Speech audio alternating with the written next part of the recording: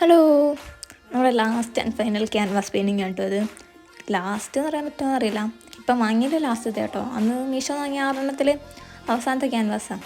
ഇപ്പം ഇനി വാങ്ങുമ്പോൾ നെക്സ്റ്റ് പെയിൻറ്റിങ് സ്റ്റാർട്ട് ചെയ്യാം. അപ്പം എന്ന് കഴിഞ്ഞാൽ ഒരു വെറൈറ്റി എന്നൊക്കെ എപ്പോഴും പറയും, അതേപോലത്തെ വേറൊരു വെറൈറ്റിയാണ്. എല്ലാവരും വെറൈറ്റി ആണല്ലോ. അപ്പോൾ ഞാൻ വെച്ച് കുറച്ച് ഡെയ്സി ഫ്ലവേഴ്സ് ഇറക്കാം, നമ്മൾ സ്ഥിരം ഐറ്റം.